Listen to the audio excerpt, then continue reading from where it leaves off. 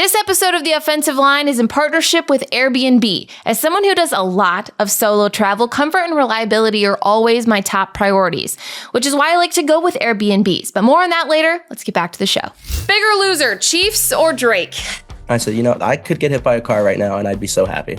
I saw horses. Where do you guys even get horses that they're just fans were just riding? It felt illegal for me to be in the room with all those people. His second touchdown was when they were up by 40, and his third one was after the Gatorade bath. Once it was 27-0 in the third quarter, that's when I was like, okay, I think we got this. I don't fangirl often, but I fangirled. You just have to assume that most Philadelphia fans at all times are drunk. From Wondery, I'm Agar, and this is The Offensive Line.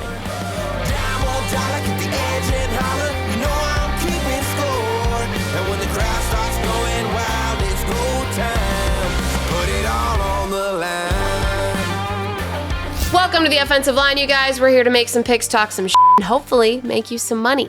I'm Agar, your host here, with our guest today. You know him from his incredible Twitter and Snapback Sports as he reps it on his hat, the one and only IcyVert. Hi, also known as Dawson. I feel like we have to specify that for the people. Yeah, that's totally fine. Incredible Twitter, that means a lot. I've worked very hard on it. So for the people that don't know, I know you through Twitter, and you do post your pictures sometimes. So you're not anonymous, right? Like, you do want people to know it's you, or do you not really care? I don't really mind it. I post myself and I get told the horrible things about myself. So like sometimes it seeps in my head that like maybe I shouldn't do it, but at this point I don't really care. Yeah. I got a good amount of following. Might as well put my face to the account. So it's whatever. Yeah, absolutely. I think it was really cool. So I met you for the first time we were at Super Bowl this past week. I met you at a Super Bowl party. I think it was the Volume. It was Colin Cowherd's party. It was. And I didn't know, I kind of knew what you looked like because like we said, I'd seen pictures. But when you're in a place where you've not seen a social media person out in public for the first time, you don't know them, right? It's really hard to recognize them. So you said your name and then you said IcyVert. And guys, I don't fangirl often, but I fangirled. It was funny because your stuff is great. It's hilarious. It's a bunch of memes. 10 out of 10 would recommend. So big fan of your account. Well, you made me feel great. Like it was a nice ego boost the way you reacted. Good. I told my parents. I was like, I had people freaking out or asking me for photos. My mom was like, why? I was like, I don't know. Yeah, that's what I'm here for, guys. I recognize good content because I know how hard it is to put out there. Not saying that mine is good content, but I try, guys. We're gonna get into, and if you look yourself up, you look up Dawson, his picture, if I'm not mistaken, is Jalen Hurts, which we'll get into that later. Why he is the biggest Eagles fan maybe we've ever had on the pod. Before we get into that, though, Dawson, we like to start off the show with something called Too Offensive. This is a segment where I talk about things that are too offensive for me to even mention much longer than 10 seconds. So I mention them for a little bit, throw them in the trash bin of NFL history. Starting with, Debo is seeking a trade. And then we hear crickets. Guys, this is just, who is he going to go to? The Lakers? They need a big guy still. Debo, that was kind of to be expected. The writing was on the wall. The next one is apparently maybe so is Micah Parsons, which is very interesting. I'm sure it will be discussed more on his podcast since that's what he's now known for. And lastly, the New York Post has a headline for Aaron Rodgers, who is parting ways with the Jets. According to the Jets, they are moving on from him. The headline just read, ayahuasca. That's pretty good. That's a pretty good play on words. So those are our top headlines for the week. But let's dive into things that we actually want to talk about. Quickly, Dawson, you are an Eagles fan. I'd like to get your immediate reaction from this Super Bowl. What were the feelings during the game? It's the Chiefs. I was very nervous from the absolute jump. After that first PI, or it was the PI on AJ Brown at the start of the game, I looked over at my friend. I said, "It's gonna be a long game, isn't it?" But it wasn't. It really wasn't. I tweeted yesterday. That was the most stress-free game of the year, which is really weird to say that. Yeah. Because think about it, they were up 30-0. They dominated the game in every facet possible. It was pretty easily as well. But yeah, I mean, this is the second Super Bowl I've seen. I'm lucky. I'm in college. It's the place to be for Super Bowls. What did you do for the first one? Were you at downtown Philly? Were you at a bar? I wasn't at a bar because I think I was. Oh, you weren't 21 yet. Probably 15. That's what, 7 years ago. Now I was 14. So if I was at a bar, that'd be poor parenting. But no, I was at my best friend's house watching that game. But then my best friend now goes to Drexel in Philly. So I was at his apartment, the Okay. same place I was for Super Bowl 57. And Yep. there were tweets on Twitter like, whatever you did for the last Super Bowl, don't do it. Right. And I Right. said, no, I'm going to do it again because I have to get revenge. I need to go party in the streets more than anything. And being in Philly, it's just like, it made too much sense. So I had to run back the same game plan. I do want to get to the streets of Philly because I saw a lot happening. I saw traffic lights I saw horses. Where do you guys even get horses that they're just fans were just riding? It was the I don't know funniest where scene, they you got the guys. horses, but I wanted a horse. I was jealous. Yes, it was hilarious. We'll get into that in a little bit because I do want to know. But first, let's kind of recap our Super Bowl week because a lot has happened. You mentioned we are both sick. I think everybody got sick this week because it is just nonstop. You're doing things all day, putting out content all day, trying to get around and go to. I was on Radio Row for the majority of it, which I'll elaborate more. But and then you go out at night, and then you're networking at night. You're talking to people at night. There's 5 different parties you want to go to, and I'm not complaining because it's the best experience ever. But by the end of it, you are dehydrated. You've drank 5 cups of coffee a day. You're exhausted. You heard about each Super Bowl team 50 million times. It's a week, you guys. So what was kind of the layout of your week, Dawson? I know obviously the party that we went to or that I saw you at, but what was the rest of the week like? So my week was, I went into it not knowing what to expect. Because like I mentioned, Because it was your you, first one. I forgot to mention it yes, to people. it's my first anything. Yeah. It's my first anything at any level. I got, NFL credentialed, which was just unbelievable. Media night was a lot of fun. I talked to a couple players, interviewed them. I was very nervous because I was like, these guys are my heroes, like pretty for the most part. Like I look up to like everyone on a football field. But the one player had the easiest time chatting with was Jeremiah Trotter Jr. because him and I are high school classmates. No So I go way. I go up to him. I was like, "Hey, Jeremy." I was like, "I don't know if you remember." I was like, "You and I had class sophomore year in religion class." He looks at me. He goes, "No way," because I remember you. So No way.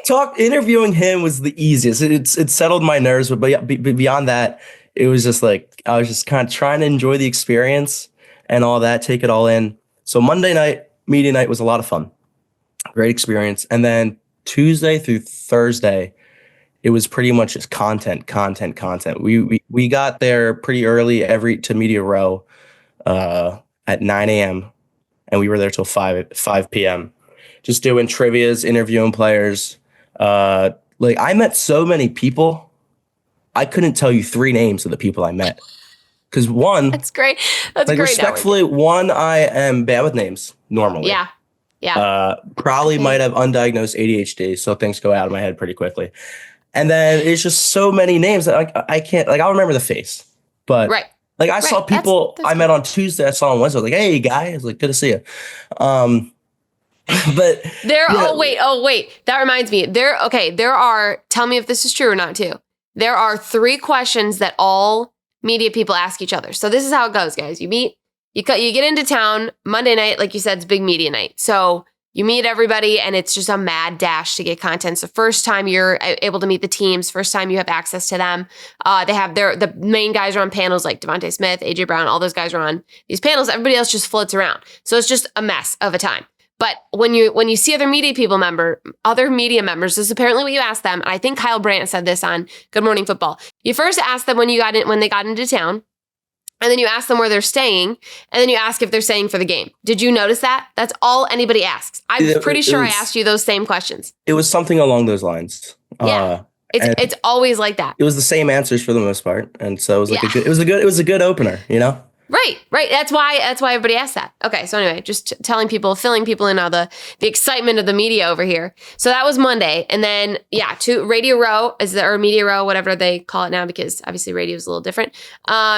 It's just all day, and everybody's walking around, like players to media personalities to actors, like Doug Flutie was like, it's just a wild combination of people that are there for media. And you just try to grab anybody. So who stood out that you talked to? It felt illegal for me to be in the room with all those people. I'm like freaking, like I'm doing an interview and there's Drew Brees and I have to be like, oh, there's Drew Brees and try, like I have to not care. Yeah. You know? Yeah. Yeah, exactly. And be like semi-professional and not freak out from a fan. Yes. But I think they appreciate that. I mean, if you're clever about it or not, like asking for an autograph and stuff, but media can be, pretty buttoned up sometimes. So I'm sure they appreciate your side of things, your fun fan perspective. But from that perspective as well, like my father all week was saying, get photos with everyone. Get this. I said, Dad, I have got to act like I've been here before and I've never been here before. Like, I was like, how hard that is to do? Because it was just a very tricky line to cross or to not cross, I guess. But yeah, so in Media Row, it's like all these big names. We're trying to get all these big names to come on and do trivia and all that type of stuff. But like the one thing I noticed, like you said, one person that stood out, I wouldn't say like, I mean, I'll be honest, they all stood out in a good way. Cause like, I'm just losing my mind the entire week. But like, I noticed all these guys like are just they're just guys. They're just so kind and nice. Like none of them were like, I don't know why I'd expect them to not be nice, but all of them were super kind. Just entertaining because the trivia is like if we're doing trivia, you're not really talking. It could be kind of dry, but they were having fun telling stories about their old teammates and stuff like that. And one thing that did stick out to me, we did a trivia with Tyrone Tracy, Giants running back, and we were guessing his old college teammates or players he's played against. And Cooper DeJean came up and he got it instead of me. And they were all like giving me a hard time, like, "Oh, you've been wearing a DeJean jersey all week. How did you get it?" And he looked at me, was like, what do you mean? Like, why would you get it? I was like, oh, I'm an Eagles fan. And like, he started giving me crap for it. So like, it's just like fun rivalries with like guys that like he's a Giants player. Like I should hate him, but he was he was nice as could be. When you meet these guys, then it's like hard to not root for them because they're nice. Yeah. They are. A lot of them are just great and they're great to media. Like I've not had maybe any bad experiences with them talking to media there and the trivia idea is fun. Was that the main thing you guys did? Yeah, that's what we did the whole week. I think they mentioned me because for Snapback, I think they said 9 months ago they started trivia. And like the players love it. Like they really loved it. And like one other experience that really stuck out is I was talking to Blake Rupe because he was going to come on and do trivia. I was talking to him for about 10 minutes. For about 9 of those minutes, I had no idea who I was talking to. I look at his name tag, it says Blake Rupe. I go, oh, that sounds familiar. I'm mid-conversation with him, take out my phone, Google him. I'm like, oh, wow. So this guy's in the NFL.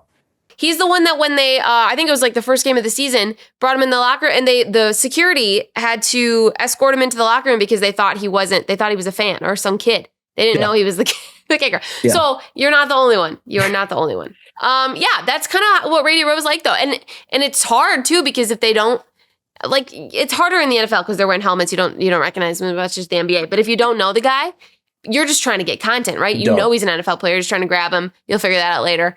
It's fun. It's definitely an adrenaline rush. I will say so that was the rest of the week. When did you leave then? Friday morning at like 11:30, which was annoying because all week they were trying to get John Gruden to do trivia. And they got him Friday at 9:30, and I missed it. And that was like the one I was most excited to because I'm pretty sure like we were at dinner the night before, and I was like, guys, like this is gonna be Gruden's first time on Radio Row since whatever happened. And they were like, yeah, I guess so. So like, that was like a big deal, and I missed it. And it looks like he had a ton of fun and whatnot. So Thursday night I went to NFL Honors. That was cool. NFL Honors was cool. Like a lot of fun. It was so fun. And if there was one standout person there, Sean Payton, great guy. Mm-hmm. Knew my videos, which was pretty cool. That was like a surreal thing for me too. But it was, it's just, I mean, there's just so many big names there and they're all just mingling and same kind of thing you said. It's like a out of body experience. You're like, what am I doing here on this carpet with these people? I've never played a down football in my life, but, and I inherently roast everyone and they allowed me out here. So that was pretty cool.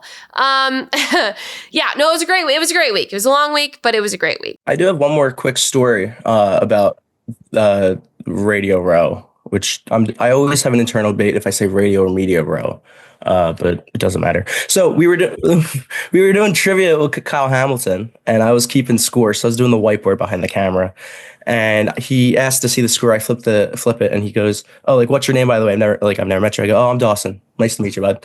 He goes, "Oh, Dawson, nice to meet you." And then Jack, who was one of the guys that were the owner, sat back, he goes, "You ever heard of IcyVert?" And Kyle goes, "Oh, I love that guy." And Jack goes, "Yeah, that's him." No, it was the funniest thing. I was like, me? So that is awesome. that was awesome. really cool.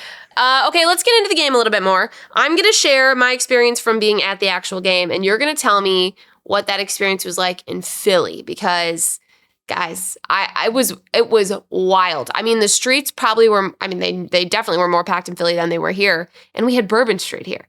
But, and to specify, and you tell me if you think this from the broadcast, it was like 90-1 Eagles fans to Chiefs fans, I feel like, at the game.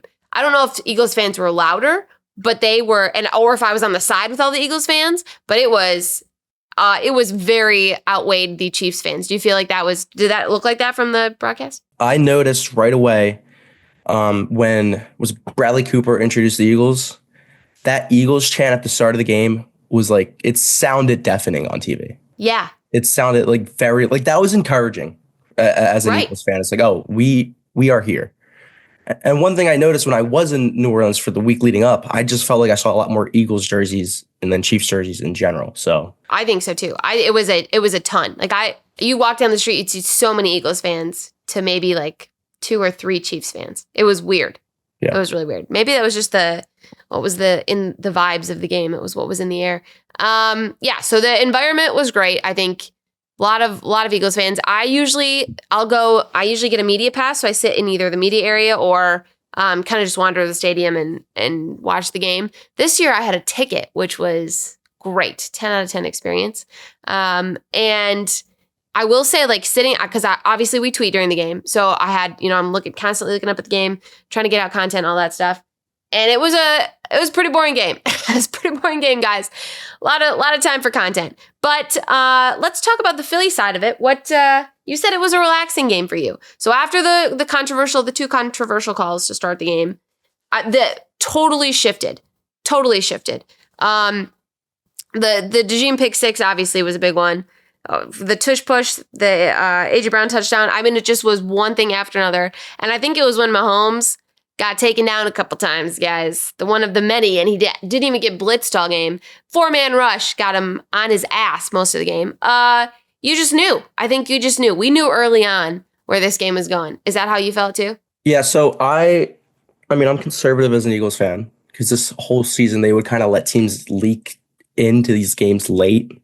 So I will ask you this at the end. I think once it was 27-0 in the third quarter, that's when I was like, okay, I think we got this. Yeah. But like, as a neutral fan, when were you like, this game's done? Because the way the game was played, by halftime it was done. Like, the Chiefs did nothing. But 24 points is possible to come back from.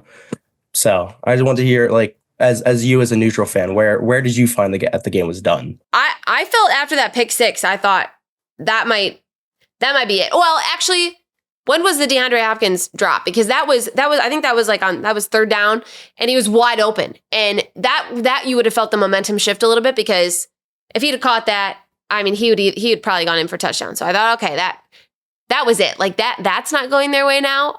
People around us were talking about they had money on the game, because that seemed like a pretty locked in play. But Jalen, and I have it written down here somewhere, he didn't have his, I think it was 20. What was the score when it was his first touchdown? He didn't have, or not Jalen, sorry, Mahomes. His first touchdown wasn't till, I don't remember the score now. His second touchdown was when they were up by 40, and his third one was after the Gatorade bath. It was absolutely insane that their offense got off to this slow of a start. And I think it felt like it after the DeAndre Hopkins, I would say.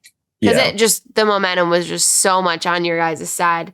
And then, it was wild. It was wild. So the first time I was confident, which I guess is different from the first time I felt like the game was over. The first time I was like truly like, okay, we can do this, was after that DeJean pick 6. Like that was his first pick all year. Like Electric. against Mahomes in the Super Bowl on his birthday. And like I said, I'm at my buddy's college apartment, and we're freaking. I posted the video on Twitter. We're freaking out. I turn around. My buddy took all of his clothes off except for his underwear, running around the apartment. And I was like, okay. I was like, we're here. I was like, we're here. I was like, the Eagles are here. I bet LeBron is not going to forget to dap him up now. He better not. He better not. That was electric. Okay, so you were watching in the apartment, and then you went out downtown Philly after the game. So walk me through what that seemed. I'll say mine first. So after the game, very chill. The end of the game, very chill. Ever since the halftime show, which we'll talk about that in a second, it was a very relaxed environment. Nobody even stood up. Like they were singing "Fly Eagles Fly." Fly Eagles. What's your song? Fly Eagles Fly. Fly Eagles Fly. And everybody was sitting. People were on their phones. Very chill, you guys. I cannot stress to you enough how chill this was. Everybody left. I mean, people were celebrating, obviously, but people were going to dinner after the game. There was no chaos. I think everybody was just ready for bed after that. So, in contrast, what were the streets of Philadelphia like? Quickly, you mentioned that people were sitting. I was able to sit as well from the first quarter to about the third. I was like, okay. Do you want in a Super Bowl with your team in a Super Bowl? Would you rather have that, or would you rather be on the edge of your seat the whole game? Oh no, I'd rather a blowout. Sorry. Yeah. Okay. I did mention this all week. I was like, listen, this game could be forgotten. It could get ranked the worst Super Bowl of all time. Give us the ring. I'm happy.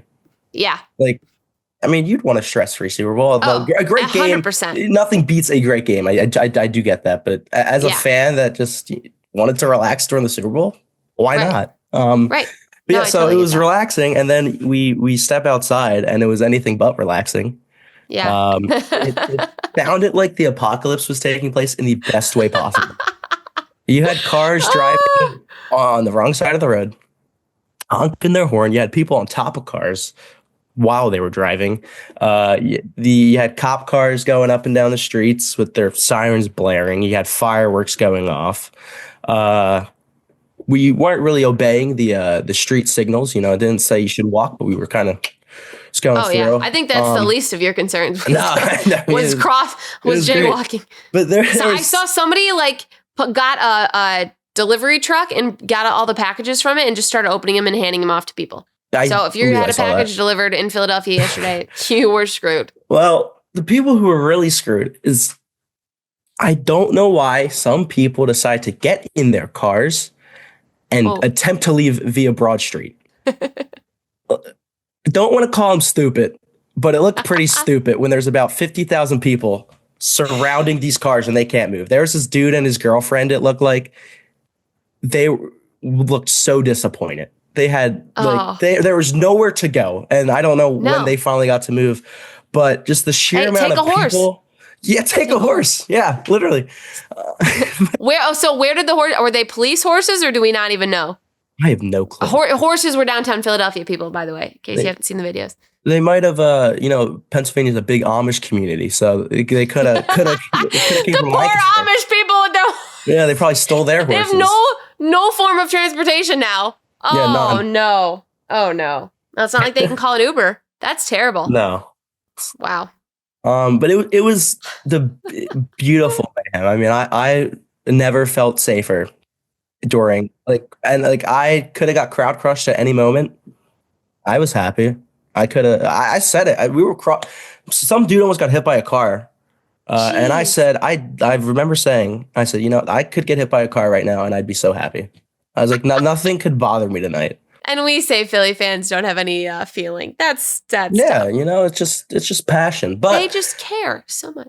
The only thing that did stop the party is probably the flu I have. At about 2 a.m., I was like, I was going to ask what time you guys loosened some steam. It was cold out. I thought I was going to wake up. Were things still going on at that time? Oh yeah. I was like, I could have kept going, but I was getting taken out pretty quickly. And plus we were like 45-minute walk from the apartment. So Michael Jordan played through it. You couldn't last a little bit longer? Jeez. Yeah, I know. Dawson, we got to work on your stamina. No, that sounds so fun. It was wild here. I heard it from my hotel room. I was in bed by like 10:30, guys. Wow. I heard it from my hotel room. A lot of police sirens, a lot of stuff going on. I'm sure it was a party. I'm sure it was. If it were my team, I'd have been out there 1,000,000%. But we have more to talk about when we get back from this little break. We're going to talk a little halftime show. We're going to talk an actual Super Bowl recap, not just our experience of it, right here on the offensive line. One of my favorite perks of staying in an Airbnb is sometimes when you're checking in, you can meet the hosts in person. It's really nice to know you're staying in a home that they really truly love and care about. When I was in California and staying in an Airbnb for the big game, I met the host and she actually made me a drink and we chatted for a little bit. When you travel a lot on your own, you get really good at finding reliable places because if you don't do it, who will? That's why Airbnb is always my go-to because of their great reviews. Airbnb makes it super easy to see all the guest feedback in one place. I always check out their guest favorites because then you know there's a bunch of great reviews and it's a tried and true place. So that's where you should start if you're looking to book your next Airbnb. Also, every Airbnb I've stayed at has a more homey feeling compared to a hotel room. I love having a proper living space so I can do all the things I need to, like edit for work or to just unwind. Plus, having that extra space is so great when you're traveling with friends and family because then you have a place to hang out. All right, guys, welcome back to the offensive line. We're talking Super Bowl. It was 40-14. Felt like it was a lot more. Felt like it was 40-0. It technically was. It was garbage time stats. Absolute disaster. You can cook the Chiefs as much as you want, but let's get into the game a little bit more. We talked about our experiences of it.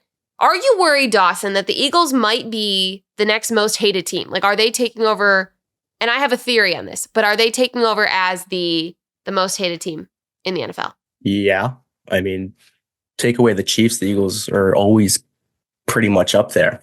And I have no problem with that. I mean, think about it. The year they beat the Patriots, everyone's like, oh, the Eagles are going to save America or whatever they said. And then they won. And then I was like, that's just how the cycle works with sports. Jaden Daniels was loved this year. He's going to get hated in 2 years' time. Jalen Hurts was loved when he was balling out. It's just how sports fandom works. The Eagles are going to be the most hated, most likely. I can see them making a deep run again next year. So it's just how the cycle of sports works. I have no issue with it. I mean, no one likes us. We don't care. I think that was Jason Kelsey who said it a couple years ago.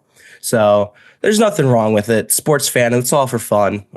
Yeah. That's a good point. Okay, here's my theory on it.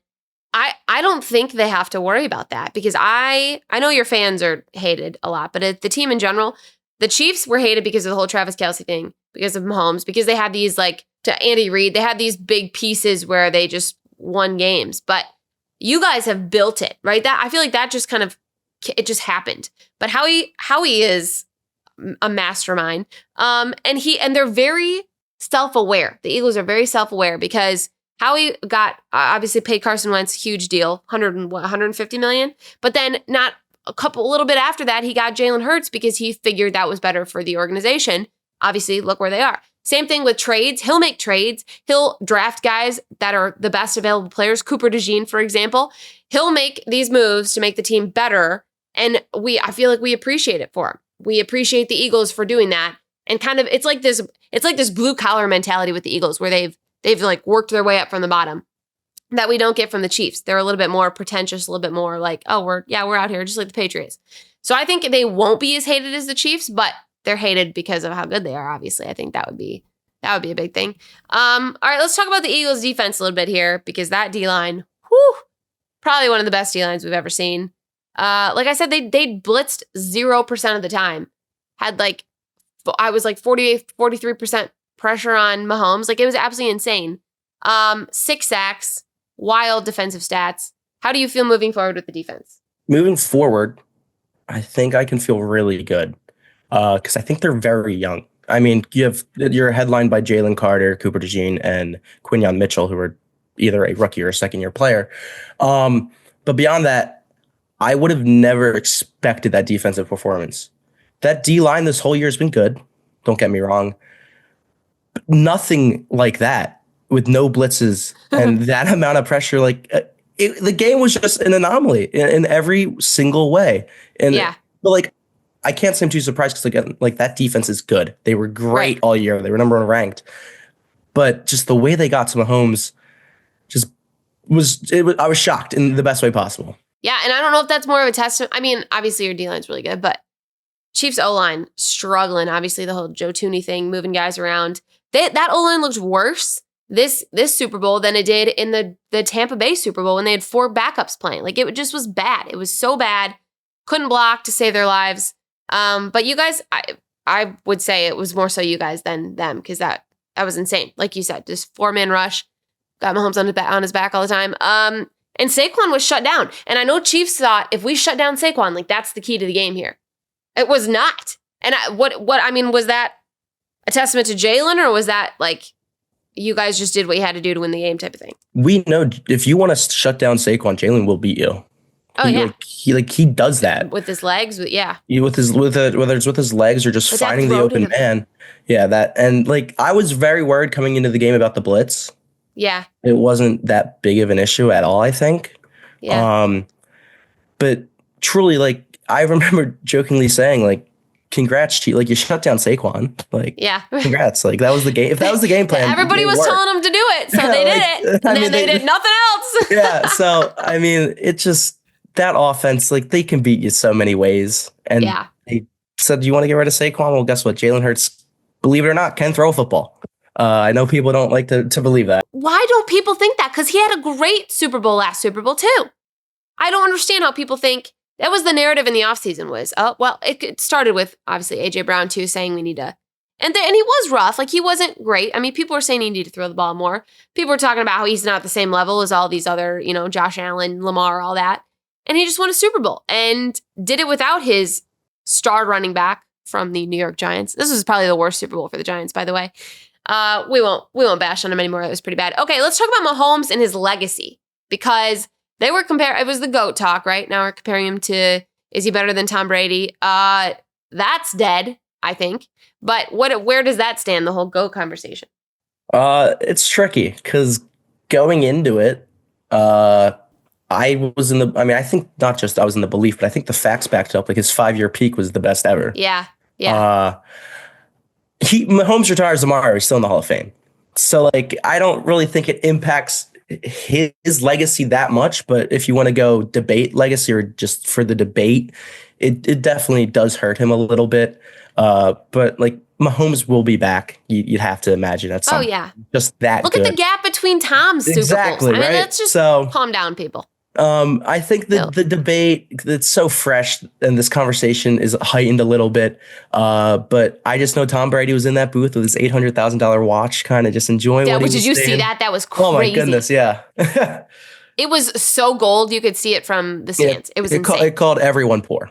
But yeah, it did. In that's like what 2 that was seconds. Doing. Yeah. It was wild.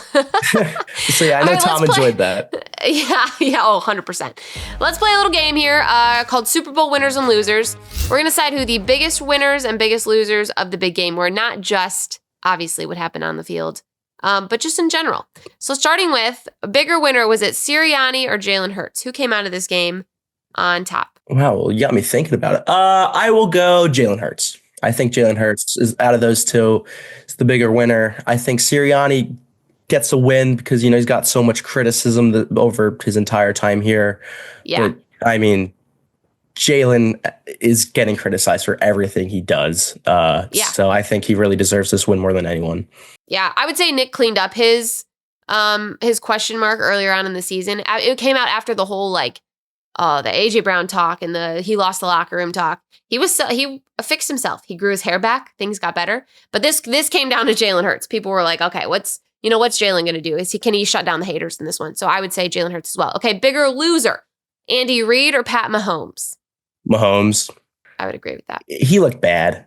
It was bad. And again, the O-line didn't help him at all. I fully get that. But his interception to DeJean, even if DeJean didn't exist, that there was no throw to be made.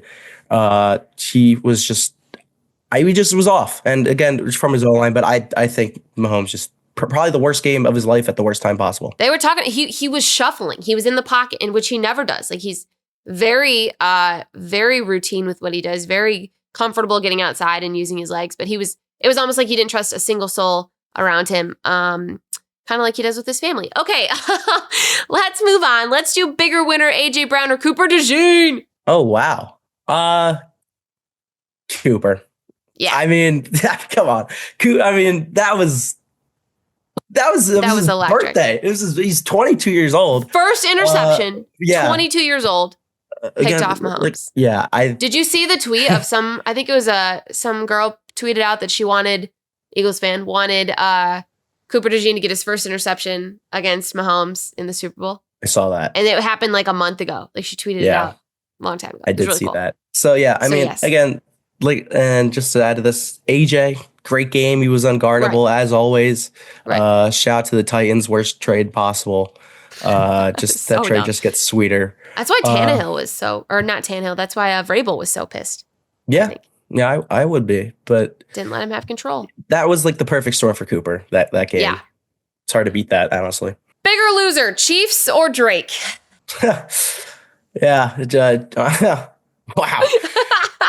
Part of me, I notoriously am not like a Drake guy, so like I would love to say Drake here. Yeah, I think it was there's no coming back from that. That was pretty bad. If you want to take a step out and not even just talk about this, I mean, good look at the Grammys. It was just a bad week for Drake. It was a bad week. Kendrick swept the Grammys. He went 5 for 5. Played the halftime show. Had both of Drake's exes on stage. Are you kidding me? Yeah, he was out for blood. And Drake fans, I love them. They are the more loyal than any NFL fan base, I swear, because they are defending him still. What did you think of the halftime show, honestly? So I loved it. I love Kendrick. I love Kendrick. I tweeted at you. You asked what did you think about the halftime show? I said I loved it. Kendrick can do no wrong. It was good. Like it was a little slow to start, but I thought. I mean, it was good. It was my speed. I had no issues with a rapper being the halftime show. I know that some people might. I wanted more from the past album. I think it was his past album with like Love and Humble, and I don't know. Those are the songs that I wanted to hear. But you knew it wasn't gonna happen because of everything that's happening with Drake and everything. But I thought it was pretty good. And people were mad that Lil Wayne didn't perform. Guys, have you heard Lil Wayne live? Lil Wayne live is worse than Mahomes live. Okay, it's bad. It would have been a really bad. I saw one. Would have been a really he was at a WWE event or something. Yeah, it wasn't great. And I get it's not the same setup as Super Bowl. It would have been whatever. And I've heard him perform before, and I don't think he's that bad, but I don't know about Super Bowl would have been an issue. Oh, poor Drake. He's probably the biggest loser from this whole Super Bowl. Okay, coming up, we hit on all other remaining questions from the Super Bowl, like which commercial won the night. Stay right here on the offensive line. All right, guys, welcome back to the offensive line. We can't hit everything from Super Bowl, but we're going to throw 2 minutes on the clock and rapid fire some remaining questions. Dawson, are you ready? Always. Who or what was the MVP of Super Bowl week, not just the day? Who was the MVP of Super Bowl week? Yep. Oh, wow. I know. I don't know. The Eagles, the whole team. I don't know. Okay. What the hell was going on with the scorebug? Did you see the scorebug? Yeah, it was awful. Did you like it or not like it? It pissed me off. It ruined my night. But then it was the Eagles won, transparent. So it was good. It was terrible. It was awful. I don't know what the plan was. Yeah. Why did Mahomes wait till the final play of the season to break out the old Mahomes? Why do we think that is? I think he was bored. Yeah. Probably was. That was a great throw. It was a great throw. Great throw. Great throw. Okay, favorite commercial. We just talked about this before the break. Has AI ruined commercials or made them better? Because there were a lot of AI commercials. Did you have a favorite? Did you notice the commercials because you were a little absorbed in the game? I don't really remember many of the commercials. I'll just go, I like the Doritos one because it made me feel like a kid. Yes, I always Dorito, that was a fan. I feel like that was a fan one. Yeah, that was a good one. Not AI, so maybe AI didn't ruin them. Which celebrity would you have wanted to watch the game with? You could have picked one celebrity. Ooh, Rob McElhaney. He... I don't know why. I wasn't expecting that, but that was a good choice. He went to my high school, and I love Always Sunny in Philadelphia, so there's a connection Love there. it. That's perfect. Seems like a fun guy. The Always Sunny whole cast would be fun to watch with. Yeah. Wouldn't it? I feel like I can't really pick this one because I don't have a person that is like partial to each team. I'd say Bradley Cooper. I'm a big fan of Bradley Cooper. Okay. Who wore the better fit? Mahomes' green suit or Kelsey's disco suit? The green suit was boring. Loved the disco suit. Looked really funny when he was leaving after the loss. It did look really funny. Okay, I have 15 seconds. Does acting out does acting out get you what you want? AJ Brown, when he read the book and then complained, do you think he got what he wanted from it? Yeah, he got a Super Bowl. Yeah. Surely he wanted that. Yes, that's a great point. So maybe just all be a diva, wide receivers. Well, they already are. No. Okay, that was great. We got pretty much everything in from our 2 minutes. It was good. Last but certainly not least, Dawson, on the show, we have a segment called No Offense. I start off, all you have to do is say no offense because everybody knows you're not being offensive when you start off a sentence with that. So I'll go first and I'm going to say no offense, but, and then I'll go on my little rant. You might not love this one, but that's okay. No. That's what we're here. We're here for understanding. It's not that bad. It's probably to be expected because it's the dumbest thing I've ever seen in my life. No offense, but Philadelphia Eagles learn how to spell. I don't understand how you guys keep messing up. E-A-G-L-E. It even flows together. It's probably the easiest word in the English language. It's your team. It's on your, just look down at your jersey next time. I don't understand how they keep messing it up. The only thing I can think of is that maybe the E and the G sound so similar, and then the L and the S kind of have, and maybe that's where they're getting lost. I don't know. What are your thoughts on that? That's my rant of the day. Learn how to frickin' spell, you guys. Sometimes, I'm going to pivot. You just have to assume that most Philadelphia fans at all times are drunk. So benefit of the doubt. They're not stupid. They're just drunk. That makes sense. Yeah. That makes sense. Which I don't know if I have an excuse for why the mayor didn't know how to spell it. Is the mayor just drunk too all the time?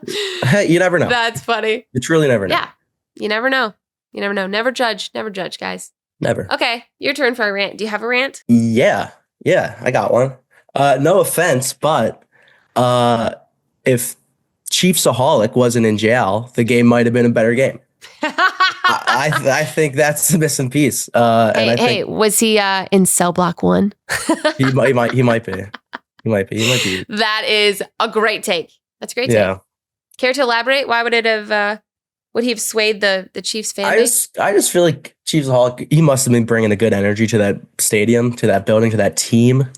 And ever since he's been, swooped up and taken and put behind bars, you could tell Kelsey's heart isn't in anymore. It isn't. No. And I think Taylor Swift, that's it's Chiefsaholic. Yeah, it might be. It might be that. But it's the game changer right there. That's too bad.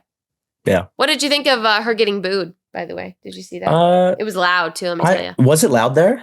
It was very loud. I have no issue with it. I mean, she's the biggest Chiefs fan, and there's a lot of, I don't think they're booing Taylor Swift as a person. They're just like, oh, you're boo, you. Yeah.